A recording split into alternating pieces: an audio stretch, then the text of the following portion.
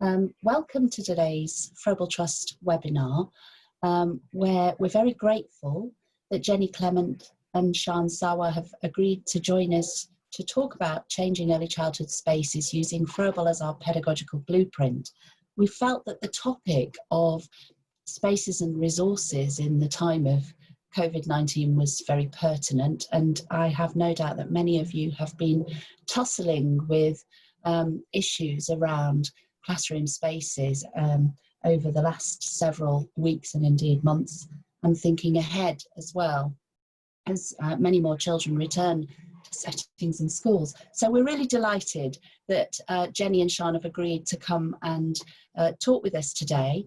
I want also to welcome all of you, our Froebel travelling tutors, members of the Froebel network, colleagues and friends from Wales who are joining us. It's lovely to have you all with us today. Just very briefly, this webinar is being recorded, and we will be posting it on the internet so that other colleagues can view it at another time, and you're welcome to use it as a resource yourselves if you want to. Your microphone should be muted and your camera should also be switched off. If it isn't automatically, I'd be very grateful if you would do that so that we don't have any interruptions with background noise. You will see, if you're familiar with Zoom, you'll already know about the Q&A feature. If you're not, if you hover your mouse near the bottom of your screen, in the middle you should see Q&A. That's what we're going to use today throughout the webinar so that you can make comments, give feedback and ask questions. And the webinar will be split up into sections so that there is a chance for Q&A at different points. I think that's all I wanted to say for now. So I will hand over straight away to Jenny and Sian for them to introduce themselves and their webinar. Thanks very much. Thank you, Sasha. So good morning, everyone. My name is Jenny Clement, and I'm going to be presenting alongside my colleague Sian Sawa today. We both work at Cardiff Metropolitan University, and we're actually coming live to you from sunny South Wales this morning. So we'd really like to start by thanking Sasha, Victoria and the Trust for inviting us to be part of this webinar series.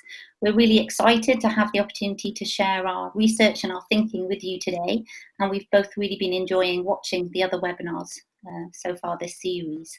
So I'm just going to talk you briefly through our plans for this webinar before handing over to Sian.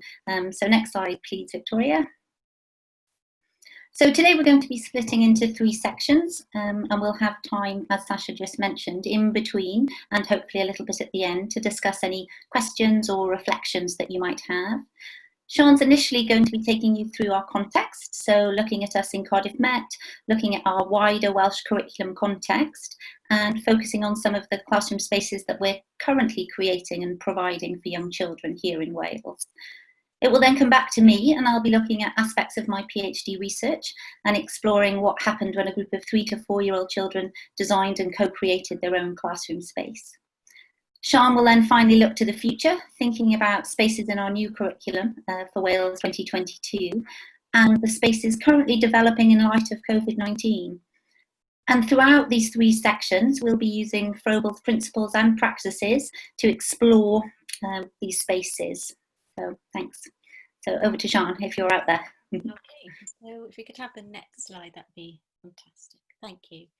So within the School of Education and Social Policy at Cardiff Met, students, as in other institutions, study education on a range of programmes which provide them with different kinds of experiences as they explore education and the issues and concepts within it in slightly different ways and from different perspectives. So, for example, on the Primary Education Studies with QTS programme, teaching and learning centres around the embedding of a new curriculum and the new professional standards for teachers in Wales. And not dissimilar to the IT programmes, the Early Years programme has also been developed in response to changes within the early years sector in terms of developing well-qualified early childhood specialists who have, through their studies, a combination of work-based experience and theoretical and policy-based knowledge. And their placements on the early years programme are not limited to primary schools. They have a range of experience across the 3 years.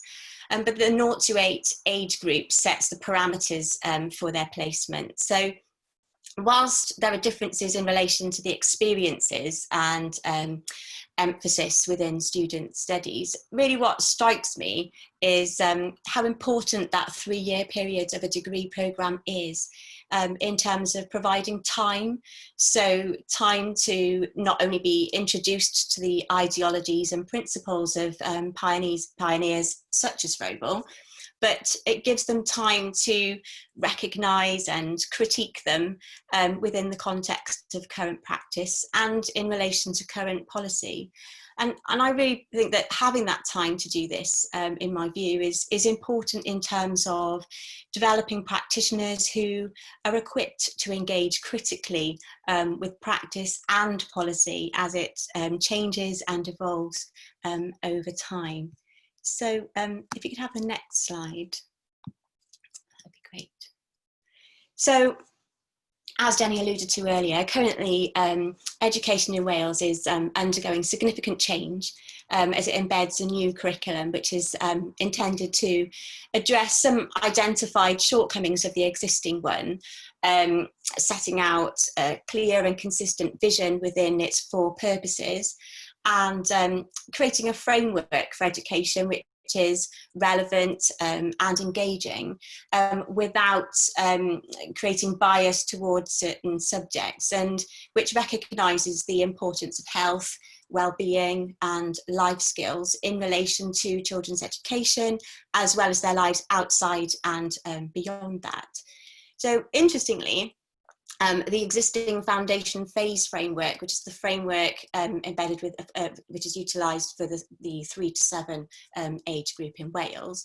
So the existing foundation phase framework and its ethos and the approaches advocated within the foundation phase have really informed the new curriculum and the changes that are envisaged to emerge as a result of it. So the areas of learning, its cross-curricular approach, the importance placed on the whole child, as well as the significance of first-hand experiences, all form part of the ethos and the approach of the foundation phase, which have been carried forward and have informed the development of the new curriculum in Wales. So recently, Jenny and I have had many conversations about the new curriculum and the synergies that we can see between the new curriculum and Froebel's principles. And certainly from my point of view, identifying these has been helpful in terms of envisaging its enactment in reality, as well as perhaps reconciling some of the tensions I perceived initially around the notion of having, you know, an aims-based curriculum within the 4 purposes in conjunction with the subject-based content, which is evident within the areas of learning. So if we go on to the next slide, we can see the 4 purposes that are set out in the new curriculum for Wales, and these represent the aims of the new curriculum. So the first one refers to capable learners, and might be associated with Froebel's perspective of seeing children as capable, curious and active, learning best through self-activity and reflection. The explicit reference to creativity within the second of the 4 purposes is reminiscent, I think, of Froebel's principles regarding freedom and creativity. So freedom, looking at it through a Froebelian lens, is the means through which children experience and learn to make choices, to make decisions, to work out and work through problems, to explore things that capture their interest. And all this ties in with a contemporary conceptualization of creativity, which is often referred to as little c creativity. The third of the four purposes refers to ethical, informed citizens. And again, in my view, acknowledge that this resonates with Froebel's ideas around freedom with responsibility, where children might have, for example, the freedom to make choices, but these choices are constrained to some degree by the choices of others, or the resources or spaces to which they have access. The fourth purpose might be associated with Froebel's perspective of the child as an individual who is also a member of society, but it also reflects the importance he placed on the whole child, the holistic nature of development, and the significance of being emotionally secure within the relationships they have with themselves, their families and wider community. So synergies can be identified between the four purposes and Froebel's philosophy, principles, and his ideas. So if we could go on to the next slide. So that kind of concludes the sort of the context for today's presentation.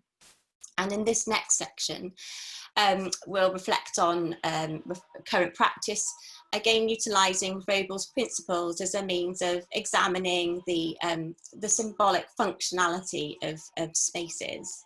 So we could go on to the next slide, just a quick one on that one.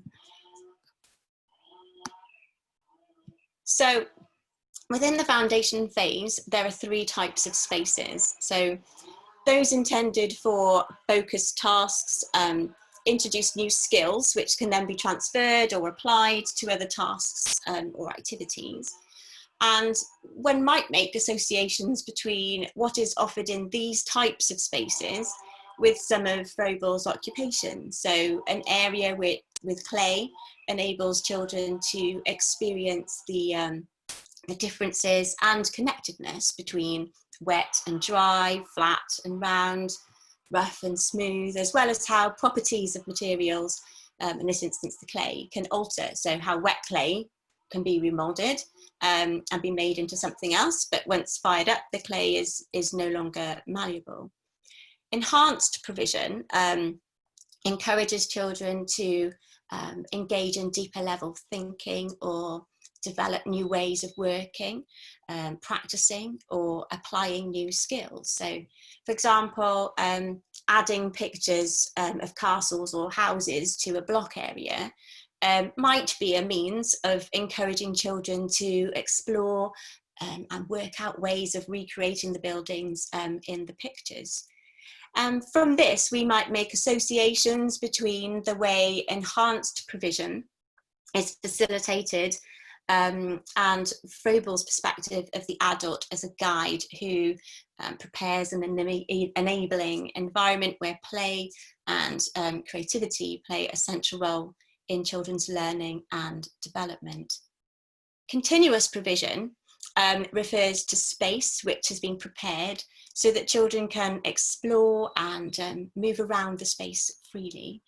And this might be associated with Froebel's principles in terms of children learning through self-activity, having the freedom to be creative, so making choices and decisions, problem solving, being autonomous as they find and follow up interests.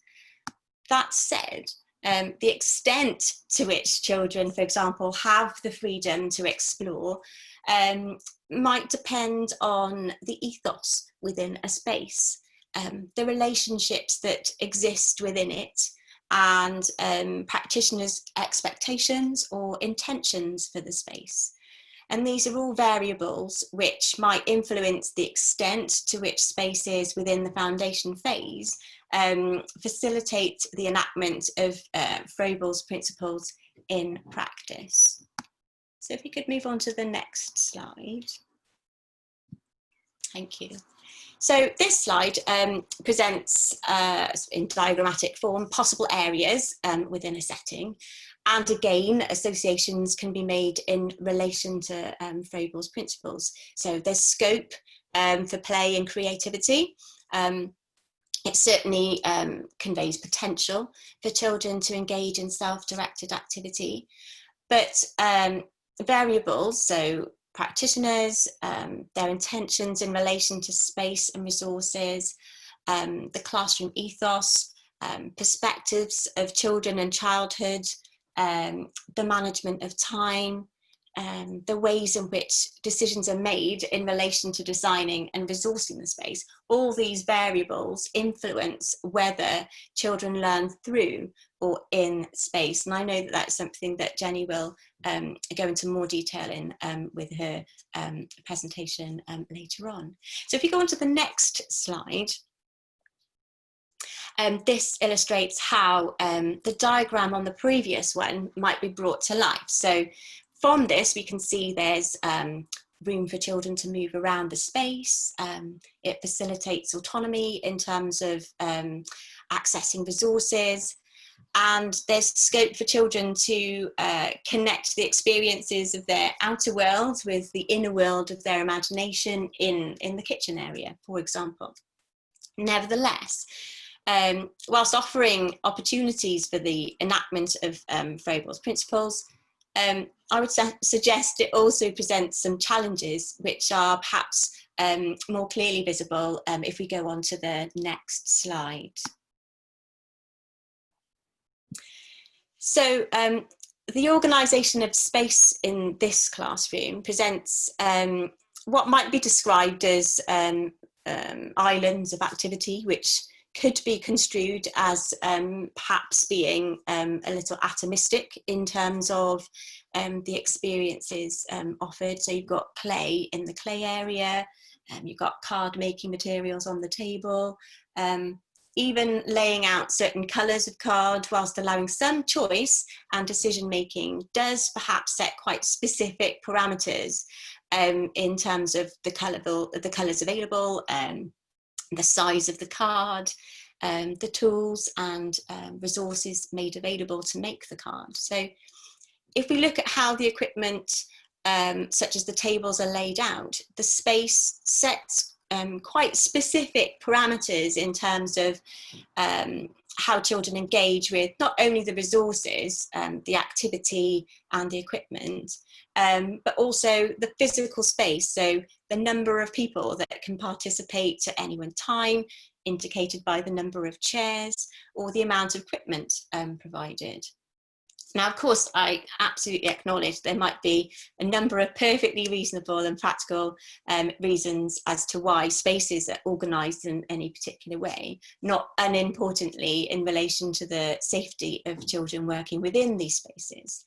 But examining space in this way is helpful, I think, in terms of problematising and beginning to evaluate the interconnectedness between spaces, the intentions behind them, and the subsequent experiences children have within them. So Jenny is going to take over at this point. I think if we go on to the next slide to talk about, oh no, Q&A, sorry. I was going to say, shall we just pause momentarily? Yeah, sorry. That's okay, Sean, don't worry. Eagerness is good. Thank you so much. It's really fascinating to hear about these aspects of the curriculum in Wales, and to think about the situation that we're in England at the moment with very recent changes, but also in Scotland, where the new curriculum guidance was recently published, which led me to a question. In Scotland, there is a very overt reference threaded through the curriculum guidance to Froebel. And you mentioned really helpfully the synergies in the Welsh document with Froebel's principles.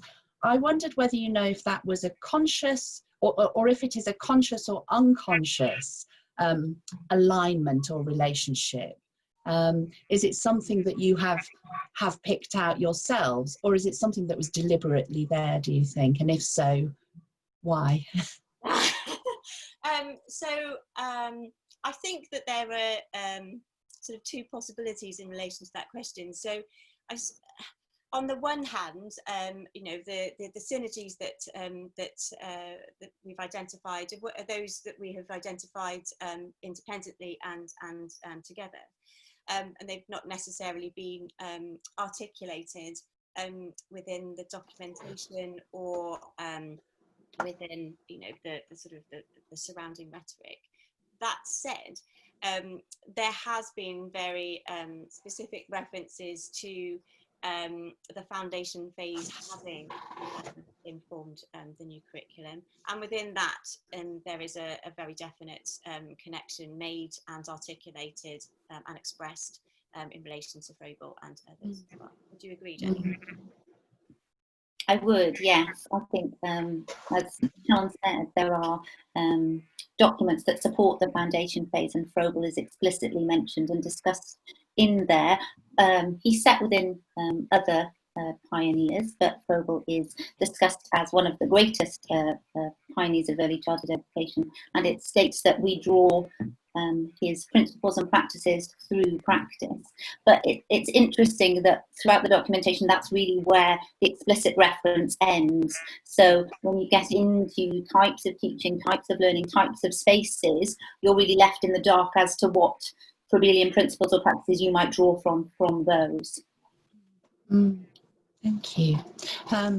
We don't have any more comments or questions within excuse me, the Q&A feature at the moment. So I suggest that we continue, because I expect they will mount up as we go forwards. But thank you for your answer to that question. Thank you, Sasha. Okay, so if we move on to the next question, next slide, please, Victoria. That's great. So in this section, I'm really going to be sharing aspects of my PhD research, which I completed at Canterbury Christ Church University in 2018. The PhD was funded by the Froebel Trust, and I, excuse me, have to say that I loved every moment of it. Oh, would you go back a little bit, Victoria? Sorry. Thank you. Yes, like I said, it was funded by the Froebel Trust, and I loved every moment. It was really great to work with Sasha and the Trust, and I felt incredibly lucky to have time to reflect on my research in this way. I have a background in early years teaching. I've worked as a nursery, reception and year one classroom teacher in both national settings in Wales and international schools.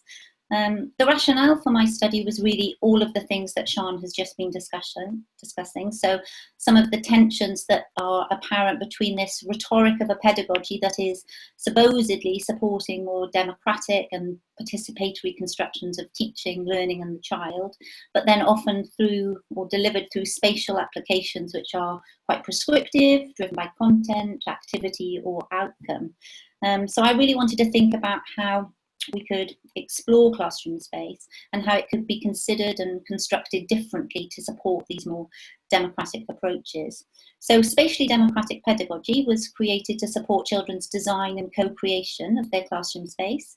It's seen as an additional rather than as an alternative approach, and was designed to sit alongside current classroom spaces. And we'll come back to how this looked in practice in a little bit. So Froebel's gardens were really at the heart. They were used as the pedagogical blueprint, and it's really his communal approach to the construction of this teaching and learning space that is reimagined throughout this research. So if we could move on, please, Victoria. So my plan for this next section is to initially share the context, the research question and the methodology that I used within the study. I'll then look at some of the geographical, excuse me, architectural and pedagogical constructions of space that I drew on to theoretically underpin the design process. I'll then consider what happened when the children enacted this process. And then I'll finish with some key reflections, looking at how classroom spaces changed throughout this design process, how different roles, responsibilities and relationships were also fostered through this alternative construction.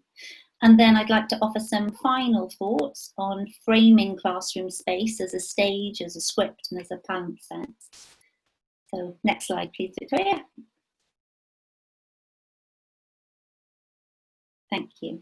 So Sean has really set the spatial context of the foundation phase, and it's alongside these spaces that my research sits.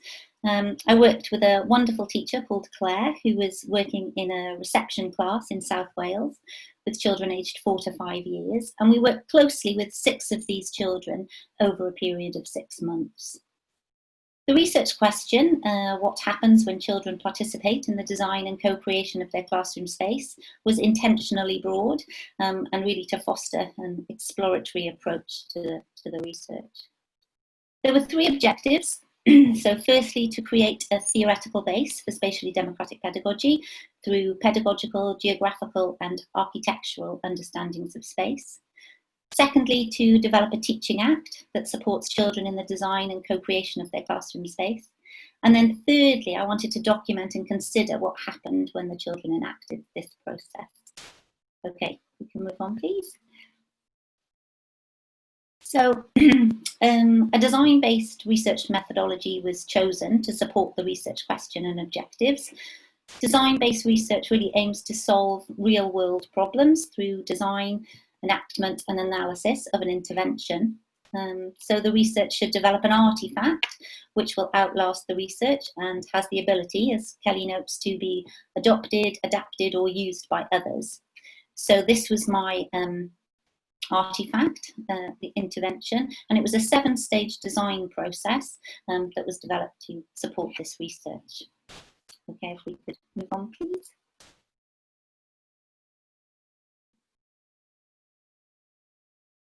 So design-based research is situated in real educational contexts. It focuses on the design and testing of an intervention and involves a collaborative partnership between researchers and practitioners. I used a 3-stranded research approach to support the documentation and analysis of this of spatially democratic pedagogy. The pedagogical intervention in strand 1 locates spatially democratic pedagogy within the classroom as an everyday practice. Strand 2 supports an action research model, centralising the notion that pedagogy should be researched by teachers themselves. And Claire and I had lots of professional dialogues before and after the intervention sessions to support the ongoing application of the research design. And then strand 3 really frames the first 2 strands because this was interested in Claire's existing classroom spaces. So you can see the red boxes that are littered throughout represent interviews with Claire and walking interviews with the children that were undertaken before, during and after the intervention to really explore existing classroom spaces. Okay, the next slide, please. So theoretically, spatially democratic pedagogy sits at an intersection of 3 disciplines: geography, architectural theory and design, and pedagogy. Now Macy says that by breaching these boundaries between disciplines, new conversations are able to take place. And spatially democratic pedagogy really is positioned as a new conversation within early years classroom space in the foundation phase. Now, a new conversation is needed, or I feel that it's needed, because teaching and learning is really currently seen to happen within and not through space. And once the spaces are set for the children arriving in September, it's often only the activity within these spaces rather than the spaces themselves that are considered throughout the year. So, for example, the role play corner might change from a restaurant to an observatory, but it will always be a role play corner. So the space itself doesn't change, only the topic, the activity and the outcome within it. So why is there a need to consider or reconsider these classroom spaces? Next slide, please. So geographical constructions of space are dynamic and they require us to see the link between the spatial and the material and the political and social agendas that they promote. So classroom space within this construction can be positioned as both a product and a producer of the wider political, social and cultural practices. And then it regulates and influences the relationships which occur within it. So with users in our current constructions of classroom space within the foundation phase can be seen to be passively engaging with these spaces. Now, foregrounding these links resonates with Lowe's spatializing culture, in which she uses spaces to uncover systems of exclusion that are hidden or naturalized through space. And on reflection, I think current spaces within the foundation phase are seen to be providing this spatial vehicle for detailed curriculum outcomes and standardized knowledge accumulation. And it's the spaces themselves that have been neutralized and therefore rendered invisible to comment or critique or change. Next slide, please, Victoria. So the second discipline that I looked at was architectural space and design. And architectural space, so the space of building design, is also considered to be situated within these cultural, social and political frameworks. It all gives physical form to the values and structures of our society. So architecturally, spaces are seen to communicate a symbolic message about what is expected to happen in particular places. Now, architect Bruce Gilk says that within a classroom, this really sends a message to the learner about specific activities and behaviours, about roles and relationships within spaces. So this leaves really no active role for the learner within the space. These outcome-driven learning environments become barriers to any actions that may not have been permitted. So within this construct, classroom space, both architecturally and pedagogically, becomes static and restrictive. So each space has a function which is already predetermined and set. And Hayen and Wright also recognise that the power that comes with the role of the architect. And this can be seen if we take an architectural view of classroom space, because within the current constructions of continuous provision, it's teachers that are perceived to be the architects. They set up the spaces ready for children to come in. They're given this power to create spaces, including the resources, the activities and outcomes for the space. Okay, if we can move on. So pedagogically, I know Sian has touched on a lot of this already, but current constructions of classroom space within the foundation phase are dominated by continuous provision. Interestingly, they were recently, 2015, rebranded as learning zones. So this new phrase was associated with this continuous provision. And this was within a government-funded evaluation of the foundation phase. And I think this shift in language is really important because it further promotes a spatial pedagogy which supports a tightly framed model of specific learning within these specific spaces. Now, Kathy Gooch argues that such predetermined outcomes are all intended to precede or potentially overpower the intentionality of the child. And I think we can see that within that, these spaces almost limit the children's ability to engage with these spaces. So within this pedagogical construction, classroom space becomes a stage, forming the backdrop, and learning is really seen as a human-centric endeavour that happens when children act upon their environment, rather than when they act through these spaces. Okay, Victoria, next slide, please. So as I said, spatially democratic pedagogy, so children's ability to design and co-create their classroom spaces, really sits at an intersection between these three disciplines. And theorising classroom space from this intersection of debates in pedagogy, architecture and geography serves to challenge this current view of using continuous provision as the sole construction of classroom space within the foundation phase. So spatially democratic pedagogy supports a more active view of the classroom space, arguing alongside academics like Tara Fenwick and Doreen Macy that teaching is actually a material process and the relationships that are formed within classroom spaces are material practices. Now, I think really interestingly, Fenwick positions Dewey as the founder of this socio-material understanding. However, I argued through my research that really it should be Froebel that should be afforded this accolade due to his understanding of the interconnection between materials, spaces and children through his principles of connectedness, creativity and self-activity. And it's also Froebel's practical approach to the design and co-creation of the gardens and the materials that promotes children's mastery over these spaces and supports more democratic roles and relationships for the children within their social and collective life within the setting.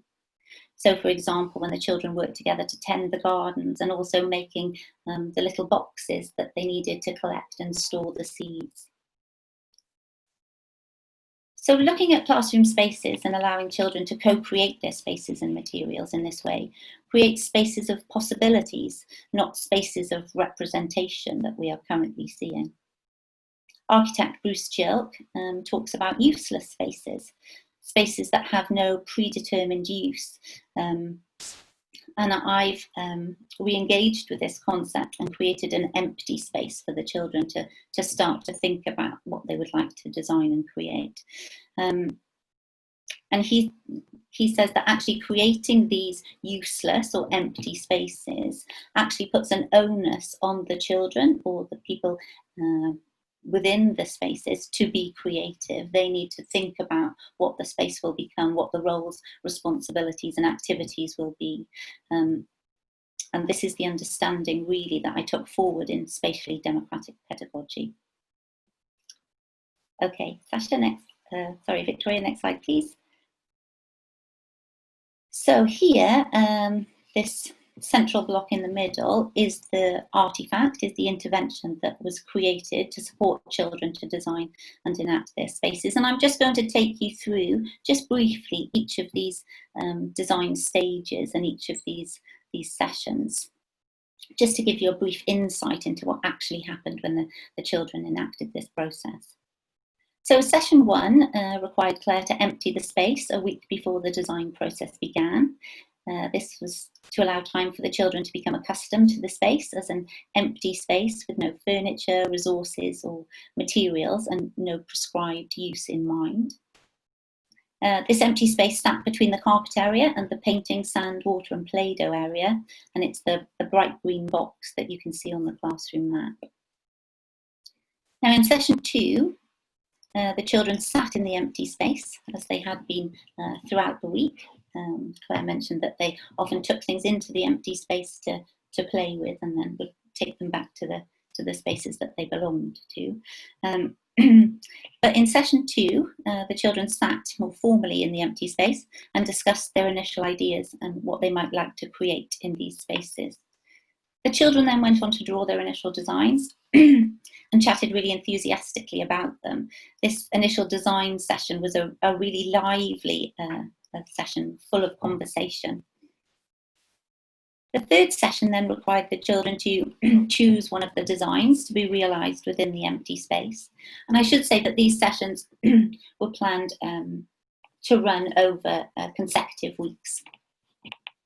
So Claire and the children found the democratic negotiation that was formed part of this session actually quite difficult, and the children found it easy to put forward their ideas and arguments for why their designs should be included in the space, but found it a little more difficult to decide between them which design should be taken forward.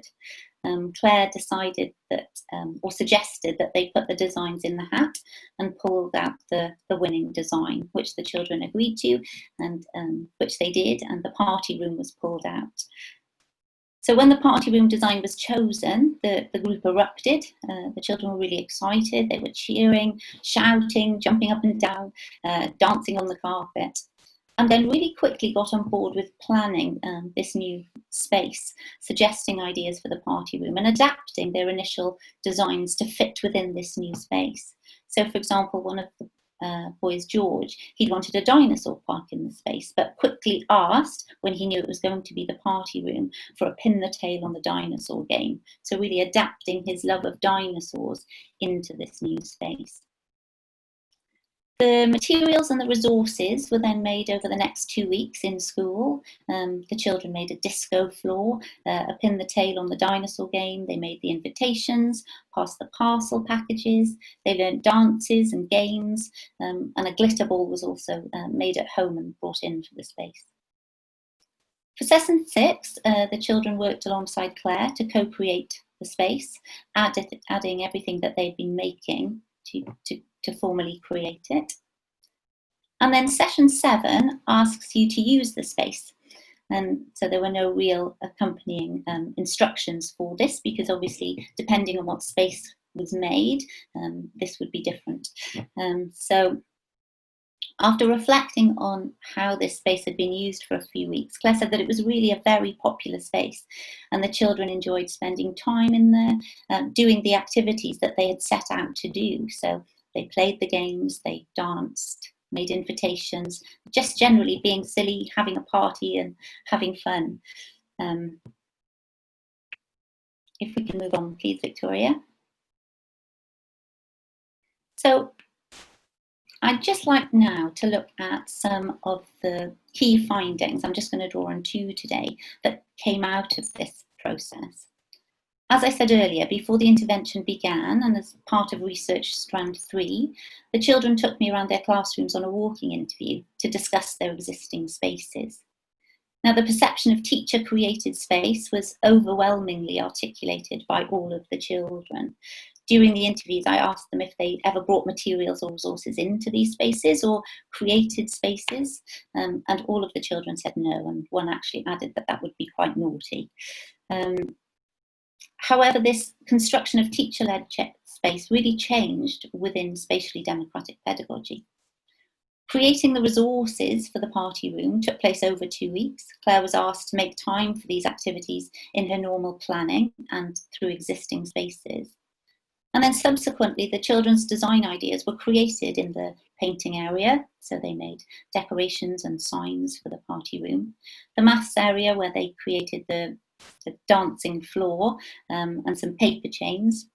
And then the art area, where they created their pin the tail on the dinosaur games. And the writing area, where they wrote out instructions for the games and for the space. So data really demonstrate that using these existing continuous provision spaces to support the creation of the party room also changed how learning is supported through continuous provision. Because now the spaces and the activities became driven by the children's design ideas.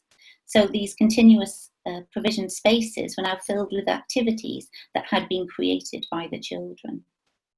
And obviously this was a considerable difference to the normal spatial practices.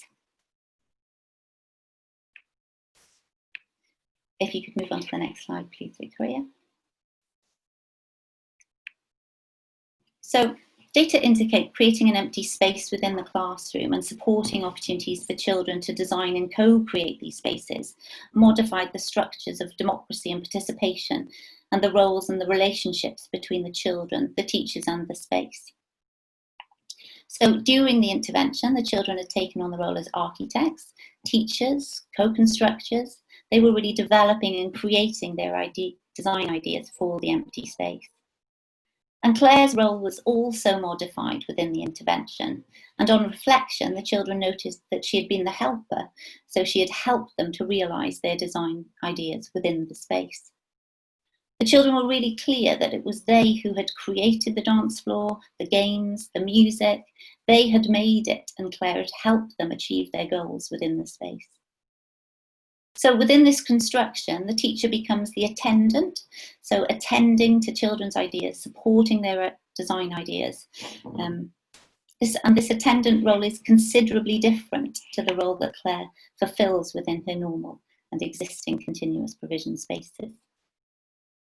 Underpinning the construction of space with these participatory and democratic understandings resulted in roles and relationships between Claire and the children that also appear to be more democratic and participatory. It appears that the democratization of the construction of classroom space can result in the democratization of power within the space.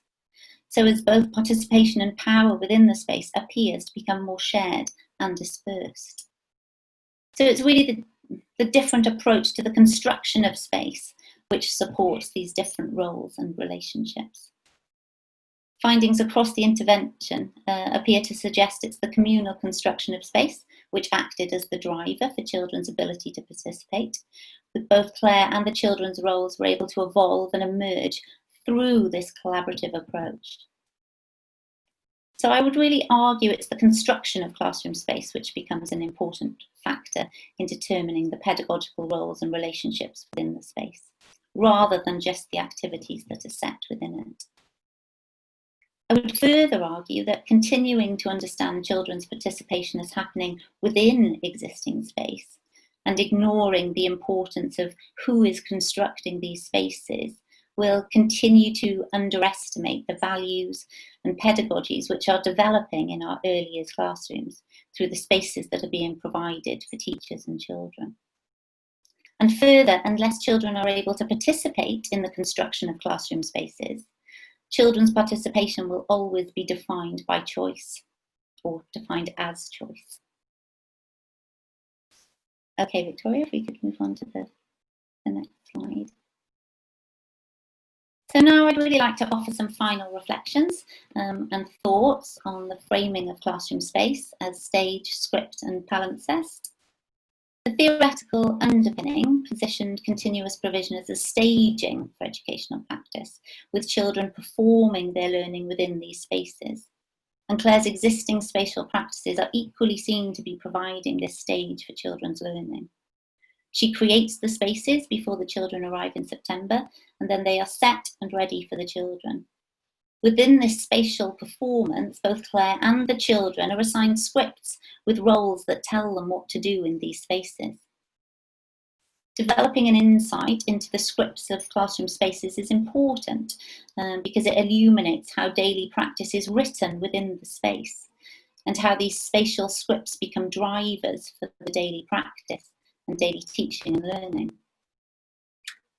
Kathy Gooch, in her 2010 publication Towards Excellence in Early Years Education, uses the analogy of the palimpsest, so tablets which are written over and over again and rubbed out and then written on over again. And Kathy uses this to question whether the teachers she is working with had escaped such government inscription. And I thought it's really also a helpful analogy when considering the scripts of classroom space, as data suggests that the foundation phase spaces have not escaped this government inscription, as they are becoming inscribed with increasingly centralised notions of space, of activity and outcome. And I would argue that while spatially democratic pedagogy can be thought of as another script, adding another layer of inscription to classroom space, it really appears that within this script, children have the opportunity to start writing their own adventures, which again is quite different to the adventures that they currently have. Okay, thank you, Victoria. I think we're going to move on to some questions now. Thanks very much, Jenny. We've had 3 fascinating questions and also some comments. The first one being what incredibly interesting research you carried out, and the topic itself for today's webinar is great. So thank you to excuse me, to colleagues who've already provided questions. I'm going to start with, I'm not going to take them in order. I'm going to start with one very, it sounds very practical question, but it may not be, and I'll be interested to hear your answer, Jenny, which is from Jane Winnett. Why was the space so small in terms of the empty space? That's a really good question.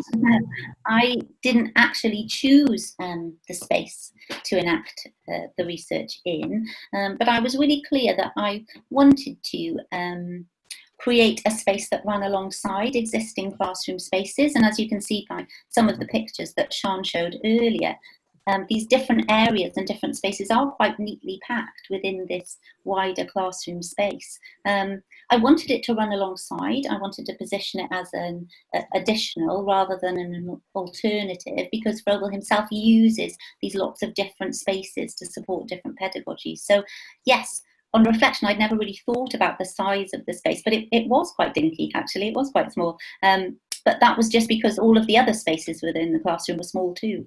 I don't know if that answers your question. Thanks, Jenny. I'm sure if it doesn't, Jane will type another comment and I'll keep an eye on that. You may, to some extent, have started to respond to a question that Marjorie Overy has asked when you talked about associating the origins of socio-material practices with Froebel rather than Dewey. Marjorie was asking if you would comment on spaces which include the outdoors integrated with the indoors with reference to Froebel's principles. Absolutely. I think the idea of integrating these spaces is really being foregrounded in Wales and has been throughout the foundation phase. And interestingly, I'm sure Sian will touch upon this now, but in light of COVID-19, the outdoors is becoming increasingly advantageous in terms of providing spaces for teaching and learning. Again, I think my spatially democratic pedagogy sits within the indoors and within the outdoors. For me, it's about how you come at the construction of spaces. And I know outdoors offers a lot more freedom in terms of what's already there. It's not generally as constructed and confined as indoor spaces. But for me, this idea of spatially democratic pedagogy, like I said, sits across both spaces, indoor and out, and just allows children to have ownership over that construction. I'm actually not sure that did answer the question, sorry. Well, thank you. The third question is from Rhianne Ferguson. And she asks, why do you think the children found the democratic negotiations so difficult? Yeah. And I'd like to add to that, do you think it's something to do with performing scripts? Claire and I, the teacher that I worked with, talked endlessly about this, because this was a really fascinating part of the conversations, because right the way through the process, they were very vocal, they were very competent in their ideas and their decisions. They were able to make those for themselves and as part of the group. But then when it came to this little section, we had the 6 designs, and they had started by presenting their individual designs to the rest of the group, saying what they would need to create, what they would do in these spaces, kind of, just their sales pitch really of their individual designs. So I let them all share those designs, and there were lots of questions that went back and forth between the children. But then when it came to actually, okay, so which one of these designs will we take forward into this empty space, that became really difficult. And Claire really struggled. She reflected on this quite a lot, actually, and she really struggled professionally to say, well, is that, as you just alluded to, Sasha, how we have kind of clipped the wings of these discussions generally throughout our day-to-day practice. So children weren't really able to negotiate those things.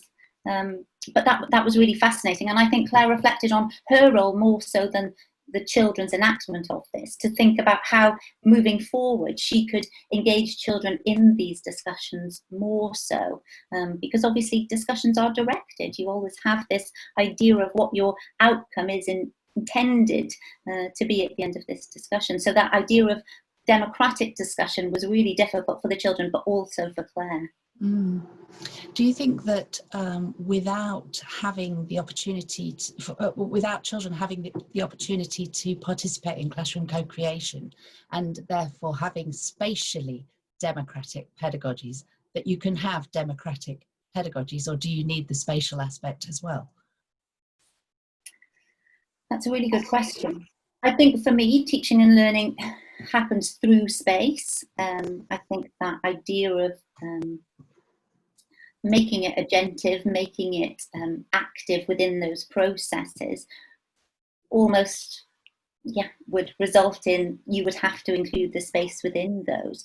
I think when we see about, or we reflect back on that idea of the power that the architect holds when they create that space, if everything just sits within that space, the power will always lie with whoever has created that space. So I think there's that really hard, hard to reflect in that way.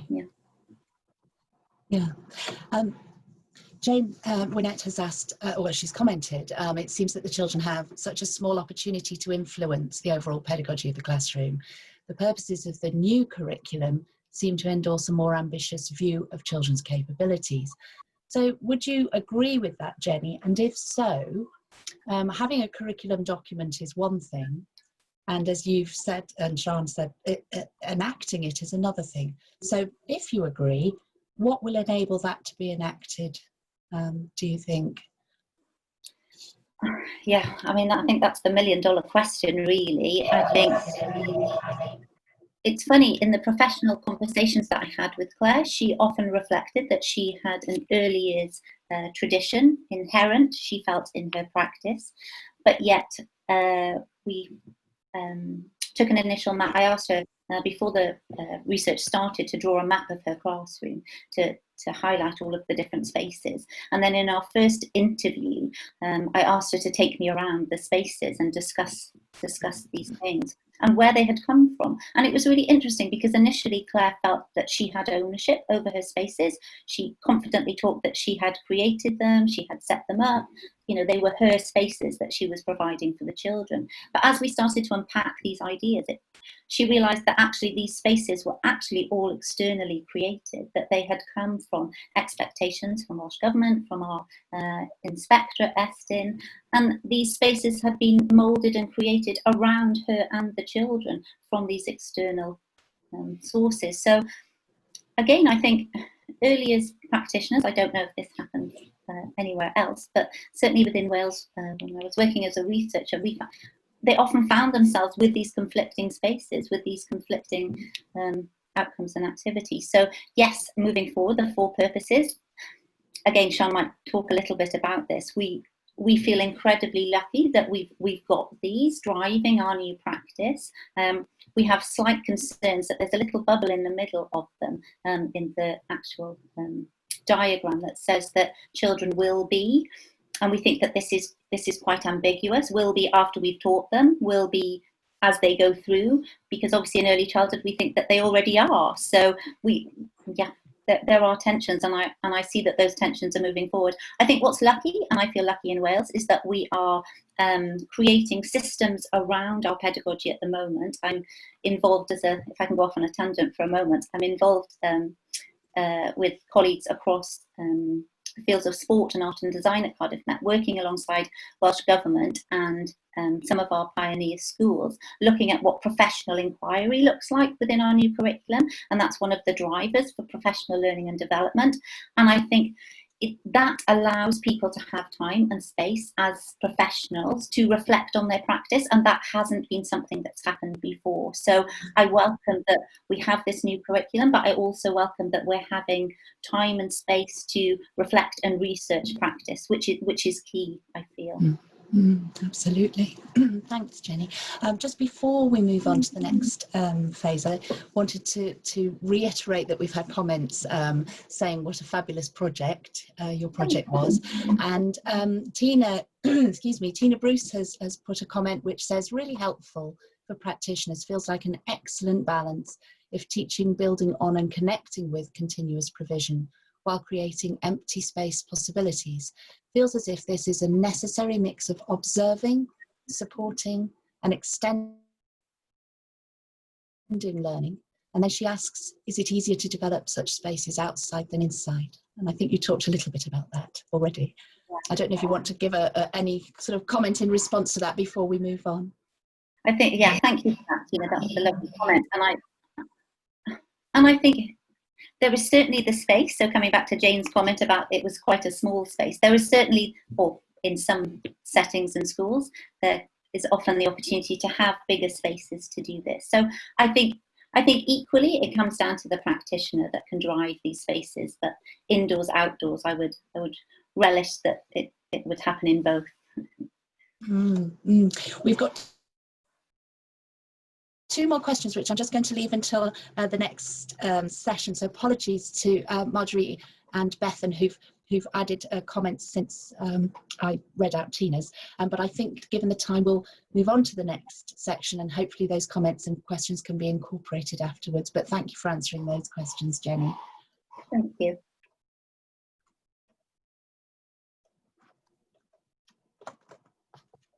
So if we could go on to that, brilliant, thank you.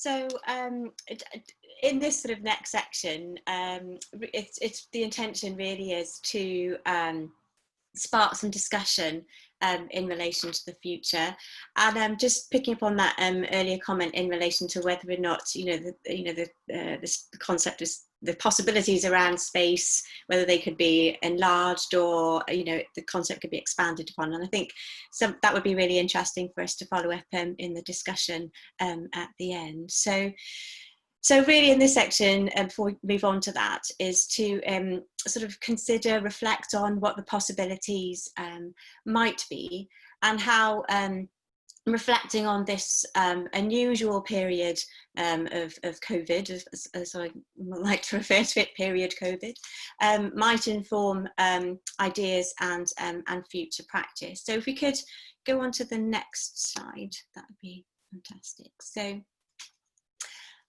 So just going back to this, to the new curriculum for Wales for a moment. So as schools begin to develop their curricula, what's immediately striking to me is the autonomy afforded to schools and the potential this offers in relation to designing curricula which begin with where learners are, rather than being driven by external mechanisms. And this level of autonomy, in my view, creates opportunities for schools to develop curricula which draw upon and involve the communities in which schools are situated. So opportunities in terms of creating interconnectedness between place, space, and people under the umbrella of education. And this offers potential for diversity in terms of the experiences children have, whilst at the same time sitting within a national framework. And the shift away, and I say shift rather than departure from, a content-based curriculum towards an aim-based curriculum, creates opportunities to break down boundaries between subjects and disciplines. And this, in my view, has exciting implications in terms of the relationships that can be formed and or developed between practitioners. And I see potential to create and nurture communities of practice which encourage talk and reflection, and where experience, knowledge and skills can be shared. So I'm not suggesting for a moment that that doesn't happen at this point in time, but I do think that the framework does lend itself to, well, facilitating more of this. And the integrated approach facilitated by the 6 areas of learning could provide a catalyst for breaking down some of those boundaries between class groups, both in terms of age groups and in terms of the demarcation of spaces. So the statements of what matters foster the notion of education through inquiry, and this offers scope for children to explore things through different lenses in different ways, and also in different places and therefore different spaces. So there are synergies between what is presented and advocated within the new curriculum and Froebel's philosophy and principles, particularly if we incorporate the notions of space and place in relation to its enactment. That said, I would suggest that there are a number of variables which will influence, maybe even determine the extent to which those synergies can be brought to life in practice. And that really has been a catalyst for much of my thinking of late around curriculum, pedagogy and practice during this unusual period of lockdown. So if we go onto the next slide, Victoria, that would be great. So if you think about sort of, education as it has sort of unfolded during this sort of COVID period, in my view, probably the most talked about aspect of education during this period has been around homeschooling, ranging from parents talking about or sharing different approaches that they are implementing within the context of home, the different types and amounts of communications that have been received from schools, the different types and amounts of work that have been set, and the perceived relevance and meaningfulness of the work that has been set. There have been discussions around the different types of platforms that have been utilised, so ones that have been interactive and ones that have been that have served more as sort of repositories for children to access what they need to do. And all these have been really fascinating to reflect on in relation to pedagogy, and also in terms of what different people view as being important in relation to educating children. But actually what struck me is how, through circumstance, the context of school has been reconfigured. The space has altered, expanding beyond the school gates. And that's not to undermine the connections between the two sort of pre-COVID, but the circumstances of lockdown reconfigured the infrastructure of what school is, and also where it is. And so during this period of lockdown, we've all been sort of quite confined, well, not quite, very much confined to our local communities, and the good weather kind of encouraged lots of people to go to spend time outside, and children had more time to play, and there was more time to spend with families. So the notions of communities, relationships, the engaging with nature, play, all of these resonate with Froebel's principles and what he regarded as important in relation to education. But reflecting on my own experiences during lockdown, which I'll happily share during the discussion later on, but these have really highlighted to me the value, the richness, the potential offered within local communities, and the first-hand authentic experiences that could be incorporated within these as schools develop their curricula with a view to fulfilling the four purposes. But I propose the notions of time and space have potential to both facilitate and restrict such opportunities. And it'd be really interesting to talk about those towards the end of the session. So when children returned to the space we refer to as school, much emphasis was placed on outdoor provision. So the circumstances prompted an emphasis really on children spending more time outside. And that said, things like the 2-metre distance rule will have impacted on the types of activities they could engage in, the nature of their physical and social interactions, the areas within the outdoor environment they could access, as well as the materials they were permitted to use. So given the health concerns and priorities, teachers have been and practitioners have been the principal decision makers in relation to what children do, how they do it, and where they do it. So whilst this has been born out of health priorities, I think it's really important to use this time to maybe reflect on the impact this will have had on children's experiences. So on their return to school, children were grouped in bubbles, and one-way systems were devised, and routines and rules were set in relation to personal hygiene, and the resources to which children were allowed access were also decided upon prior to children returning to school. And these and all these sort of decisions were once again born out of health priorities, and I'm not by no means underestimating the significance of these, but I think again it's important to reflect on these in terms of their implications for children in relation to them as active social beings within the community of school, as well as in relation to their learning and development. So For example, one-way systems will have influenced children's self-activity and their freedom to explore.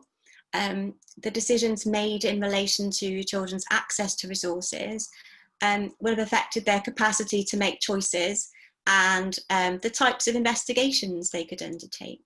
The materials at their disposal will all have sort of affected their play, their creativity, their interactions with each other, and so on. But probably one of the most striking things for me were the images of indoor spaces that I saw, sort of came across, posted on social media. So things like the separation of the tables, the allocation of resources and equipment, the emptiness of the surrounding area, which the way that it was set up seemed to sort of convey the spaces between tables more as sort of thoroughfares, really. So again, my intention here is definitely not to criticise, but to really sort of initiate some discussion in relation to the setup of spaces, which have been heavily influenced and driven by health concerns. So really the aim is to sort of encourage the problematisation of these spaces in terms of pedagogy, and in this instance, looking at them through a Froebelian lens, because in my view, if I think the circumstances, the circumstances that we found ourselves in have really thrown up some real complexities around pedagogy, decision making, the use of spaces, and their impact on experiences. So, and these complexities are, I think, worth reflecting on in relation to what children have experienced on their return to school, but also in terms of how spaces might be reflected on in this way in order to inform future practice. So I wonder whether now would be a sort of an appropriate time to move on to questions, or to maybe get some responses to what, what I've shared, what Jenny shared, and maybe some other perspectives, really, just to start a sort of discussion. Absolutely, thank you so much, Sian. I think one of the things that I have felt as an observer and outsider in following conversations on social media about spaces and preparation of spaces for children's return to schools and settings is a sense of fearfulness. And I certainly wouldn't say that that applies to everyone. That is just something that I've picked up on in some cases. I think what you're talking about is great sense of opportunity and hopefulness, that thinking about classroom spaces can offer in the return, which is flipping the discourse. And so thank you for that. You've made me feel very differently about it. We have had a lovely comment from Bethan, who says that she's looking forward to trying out what you did, Jenny, in her own class. And so I don't know whether Bethan wants to make any other comments about the COVID-19 situation and trying things out. But Bethan also asked whether the teacher, Claire, had wanted to carry on with the practice that you introduced with her into her classroom, Jenny, or is it something that she stopped doing? Actually, we had lots of discussions. This was the first time that I was completing a PhD. First time I was working with Claire in this way, and the first time that she had run the process. So it spanned 6 months, and we actually spent a lot of time discussing, the good bits and the bad bits, as you do. And we felt that actually, or she felt moving forward, that she would like to run it across the year. So rather than it be a discrete practice that happens and certain children come on board and do it and then it ends, that actually the empty space is just an empty space in the classroom, and that children will design, create and play in the space, and then it will be emptied again. So they come to know and come to understand that there are spaces in the classroom that are directed, that have particular purposes, but this space is always a space that they can recreate. Claire doesn't actually work in mainstream schooling the moment. She's gone in and is working with ASD learners, so it's kind of been put on hold, but it would be nice to know if once she settles in her new role, if this is something that she will consider doing within the new classroom. But we definitely felt that it would be good to run as a rolling programme, so always having the empty space as one of your continuous provision. Thank you. We've also had a comment from Marjorie, and I don't know if you were aware of this, Jenny. Marjorie says, Amanda Furtado from Chelwood Nursery School in Lewisham enabled children's design choices of resources and the allocation of spaces. So there has been an example in London as well. She might want to make contact with Amanda. We haven't had any other comments and questions just yet, but I had one early on, really, which was when you were talking about introducing the intervention to Claire, and it goes back to this notion of fearfulness that I referred to in relation to COVID and changing the spaces in one's classroom. I wondered how Claire had felt at the very beginning about making these changes in her classroom. Did she talk to you about what that felt like? Claire felt terrified at the beginning, and actually felt terrified when the party room was pulled out as the option that was going to be created in the space. So there were 2 points where she actually felt terrified. I think the first one, she said that she was an early years practitioner who was used to being in control, and she said although she would go off on tangents and follow the children's interests and ideas and discussions on times, she always really knew what she had in mind or where she could take it, whereas she felt that this really put her outside of her comfort zone and actually passed control over to the children. So this was quite terrifying for her because it was ad hoc, and I suppose that was simplified or magnified because I was there watching and recording and questioning this as well. So it wasn't just that she was trying it out and feeling a loss of control, she was actually being watched whilst doing it.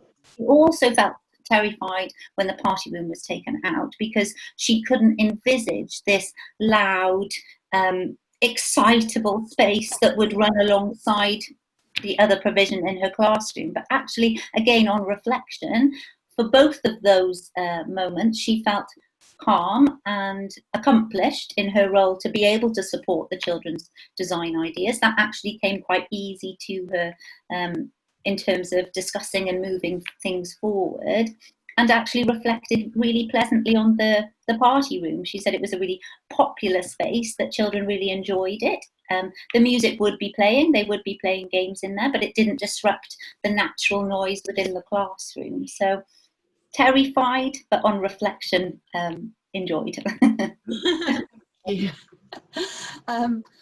Tina has commented saying it's good to flip the discourse from deficit terms. Breaching barriers, Massey, could be termed as aiming for Froebel's interconnectivity so that tables are not so separate. Don't know whether you wanted to comment on that, both in terms of your own research, Jenny, but also in the current context of COVID and the social distancing and different spacing within classroom contexts. Yeah, and I really like the idea that Doreen Macy talks about these kind of breaching these disciplines, and it's, yeah. Could you repeat the question? Sorry, Sasha. Yes, I will. Well, it's a comment. Good to flip the discourse from deficit terms. Breaching barriers could be termed as aiming for Froebel's interconnectivity so that tables are not so separate. I'd love to know what Tina means by that. Does she mean actual tables? Does she mean actual spaces that are separate? Because I think that's how I'd interpret it, but perhaps perhaps I've misinterpreted it. I'm sure Tina will retype if I've misinterpreted it. So apologies to everyone there. And Marjorie said, sorry, she meant to say it was outdoors that Amanda enabled the children to design in Lewisham. Oh, that's really exciting. It is. It is, indeed. Were there some questions that you had for us, Jenny and Sian? I know that there might have been things that you wanted to pose of the group involved today, and I don't know whether there will be time for people to respond to your questions if you have any, but perhaps they might be able to contact you separately after the webinar if there was anything that you wanted to ask of us as a group. I'd love to know if you currently work within Wales. If you currently, oh, sorry, Sean, I'm jumping in with my No, first no, question. go ahead. I was just leaning forward to listen because my sound keeps going periodically, so sorry. Yeah, I think my question was just around looking at different curricula and seeing if you have, I know you have bases in Scotland and in England, and whether you look at the differences or similarities in those curriculums. And yeah. I personally do, and I imagine many other colleagues do as well. And it is something that we've been talking about with colleagues at Early Education as well, not so long ago, to look across the curricula in all 4 countries of the United Kingdom, in fact, to see where there might be similarities and differences, and also where there are aspects that resonate with and reflect Froebel's philosophy and principles in practice. So watch this space. I was going to say we'd be really interested in that, as Sean just mentioned earlier. We've been really keen to kind of plot the Froebelian principles and practices that we've been talking about across these 4 purposes, because there seems to be so much synergy there. But just being able to make it explicit, particularly for early years practitioners, I think would be really helpful, because I think it was Jane said that practice in Claire's classroom was actually very prescriptive, even though she didn't feel that she herself was that kind of teacher. She really held on to these early years traditions, but then found it difficult to enact them. So I think mapping explicitly these principles would be really helpful. Absolutely. If I could just add to that, actually, I think that's really, and I sort of alluded it sort of at the start. Firstly, you know, when we have our students over that 3-year period, how important that is to give them those opportunities to have that deep experience, that deep level of investigation, where you introduce them to principles, but then they also you nurture through different experiences, as well as their experiences in practice, in terms of developing their capacity to critique them. And I think sort of what both Jenny and I have done in our sort of work independently and together is to do just that, to utilise Froebel's principles in this instance to kind of really examine how the enactment of the curriculum could be effective without maybe slipping back into old habits. So we're going to the subject, the areas of learning, and looking at the content, because very quickly you could really just, you know, lose sight of those of the aims set within the 4 purposes, and go back to constructing spaces that are quite prescriptive with very clear intentions, so to thereby losing that sort of aims based and sort of reverting to that focus more on a content based. Does that make sense? It absolutely does. And if I may, I'll bring in a comment that Jane Winnett has written at this point, because I think it's relevant to what you've just said. Jane's comment is, I think freedom with guidance is a very useful principle in relation to COVID. Children will need freedom to open-ended materials to express their ideas, and support from tuned-in staff. Children will be very aware of the possible harm of the virus, so need to know how to stay safe and be involved in the process through the guidance of the staff. So I think that ties in with what you've just said, Sean, about having a principled approach to the enactment of the aims of the curriculum. And I have some clarification from Tina too, just to go back to that point. Tina says she was responding to Sean's comment on the separate tables with children returning to school. She says, I think that's actually what Massey is doing, but I've only tried to make a link with Froebel, trying to be bilingual. And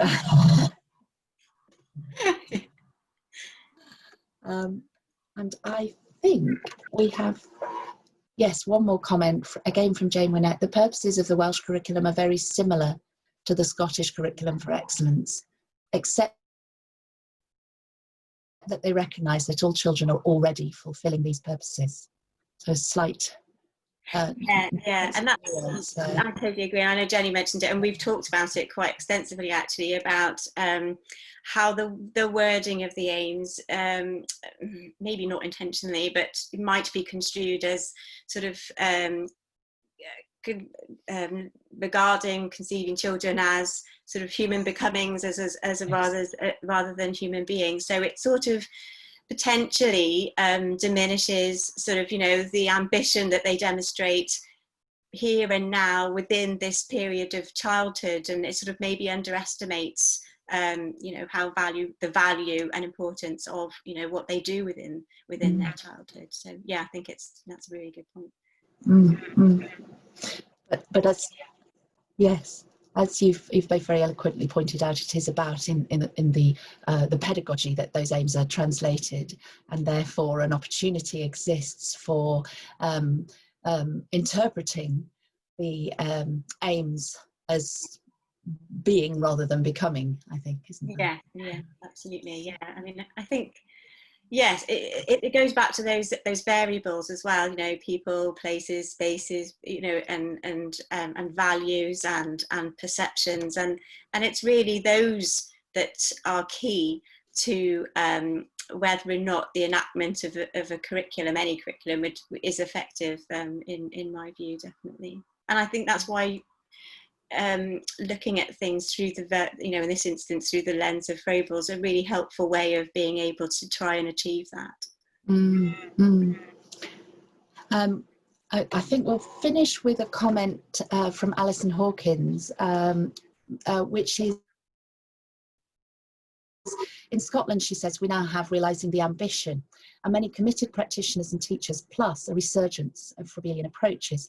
But, she says, there's definitely a fear about how to continue implementing approaches in a free-flow manner. Does the panel have any specific guidance to reassure early years settings?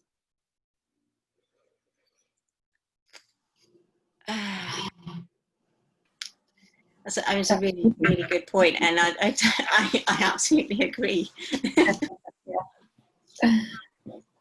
Maybe you've just answered